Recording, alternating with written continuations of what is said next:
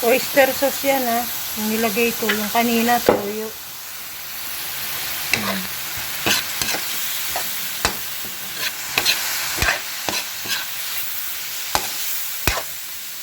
Isahin nyo lang ng 3 minutes. Okay.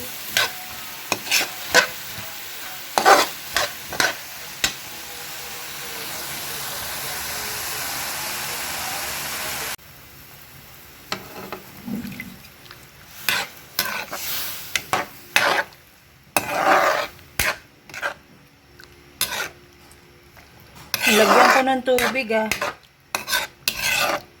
2 cup. Tapos, pakuluin nyo lang. Okay.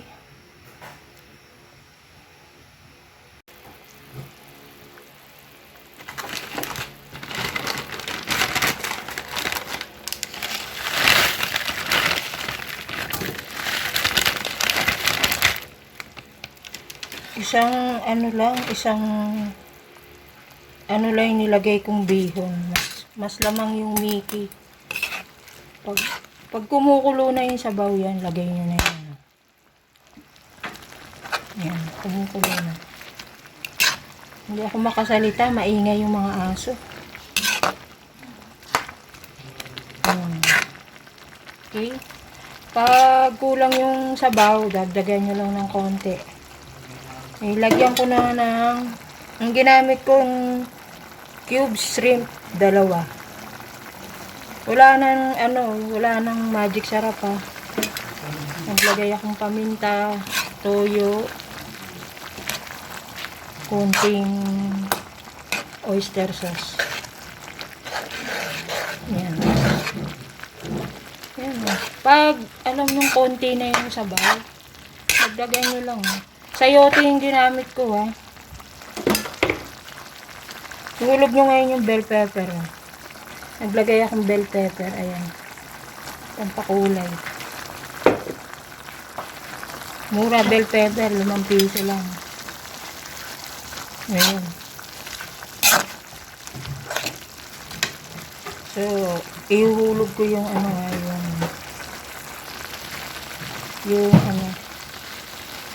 yung Mickey. Kunti lang nilagay kong bihon.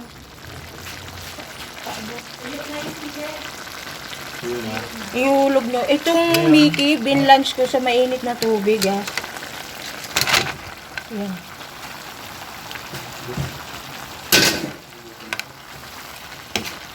Ganyan lang.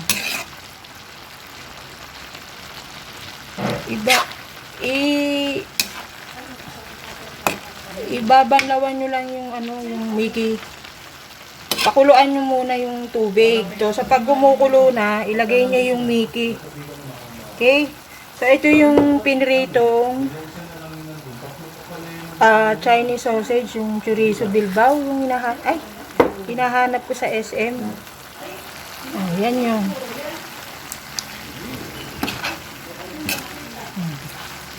Nilagyan ko lang ng 2 shrimp cubes ang ginamit ko. So, wala nang, magic sarap, ha. So, pag alam nyo medyo natutuyo, lagyan nyo lang konting sabaw o konting tubig. Half cup. Yan. Kalahating cup lang. Tapos, ang apoy niyan, alalay lang. Kasi yan, sisip-sipin na yan, sabaw na yan, hanggang sa maluto na yan. So, halo ka lang ng halo. So, bago maluto yan, lagyan mo lang ng konting toyo para magkakulay. So, lalagyan ko na siya ng konting toyo. Konting toyo. Hindi ako makasalita, maingay ang aso dito. Konting-konti lang, ha. Ayan, o. Magkakulay lang siya, okay? Lalagyan ko siya ng isang kutsarang asukal para mag-balance kasi maalat. Yung hipo na pinrito ko sa ibabaw yun. Okay? Sandali lang kukunin ko yung asukal, ha. Saan ba yung asukal? Kukunin ko lang yung asukal kukunin ko yung asukal malayo sa akin. So ayan, malayo kasi ng asukal ko, eh. So, lalagyan nyo lang siya ng isang kutsarita lang para mag-balance yung wag masyadong marami. Isang kutsarita lang, hindi isang kutsara. So, ito yun, para mag-balance lang siya. Nilagyan ko na siya ng konting toyo. Yan. Nilagyan ko na ng kahit hindi ko na marami na ako nilagay na oyster.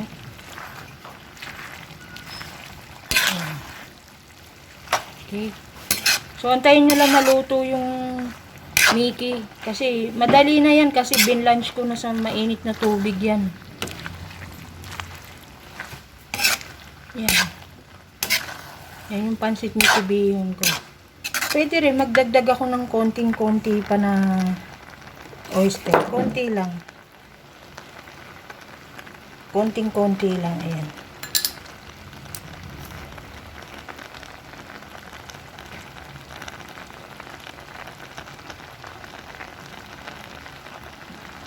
Ayan, tama na yan. Kasi ayoko na ng masyadong maalat. Totoo lang, yan. Yan, tingnan mo, sinisip-sip na. Totoo na yan, eh.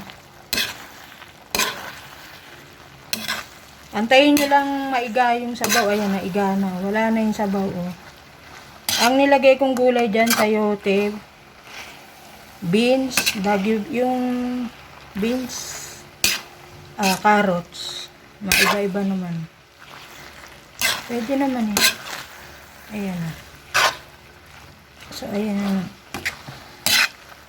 Pansit Mickey B yung gisado ko. Yung hipon, ang layo na naman ang hipon ko. Sandali lang ha.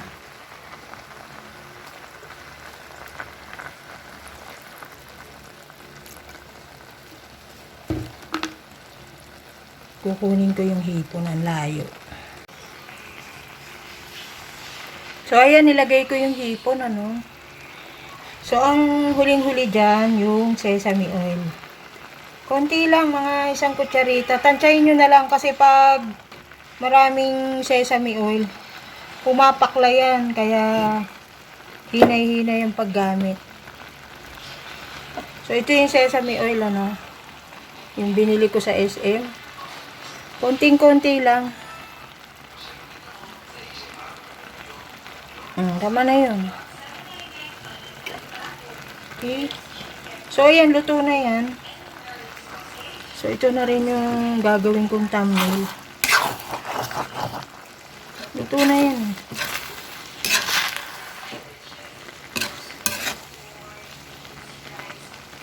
Pe-plating ko na lang, no?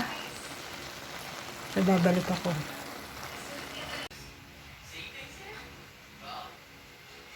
So, ito na yung aking pansit Mickey Bihon. Luto na. Yan na rin yung thumbnail ko. Okay, may hipon. Ayan yung sausage. Tapos, yung ginamit ko yung atay ng manok. Naglagay ako ng bell pepper. Yung mga nakikita nyong red dyan. Carrot, sayote. Ang ingredients niyan, yung fresh na Mickey. Tapos, konting-konti lang na bihon.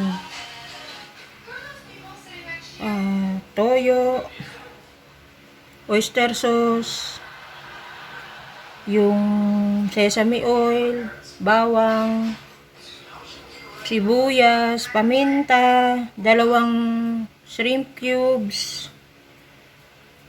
Yung yung Chinese sausage, piprito nyo muna yun eh. Ilalagay nyo lang naman sa ibabaw yun eh. Basta ang dyan, i-blanch nyo muna yung Mickey sa kumukulong tubig, sabay patay. Mga siguro 5 minuto nyo ibabad para mawala yung pakla. So, ayan na. Mas lamang yung Mickey ko kasi mas gusto ko yun eh. Ayun yung bihon. Oh. Kita nyo, ayan din yung Chinese sausage. Hipon. Yung atay, hindi na makita. Eka.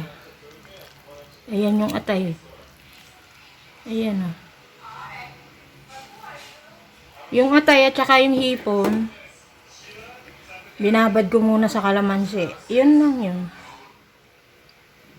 Tapos uunahin nyo. Piprito nyo muna ng bahagya yun. Tapos pagka-prito nyo, yun na, gisa-gisa na. Tanggalin nyo yung hipon kasi kukunat yan. Sa ibabaw lang naman yung pandekorasyon, pampalasa. Okay? So, ito yung aking pansit Mickey Bihon. Okay. Thank you sa manonood sa premiere ko mamaya nito. Premiere o baka a-upload ko na lang. Bahala na. Okay. Bye guys.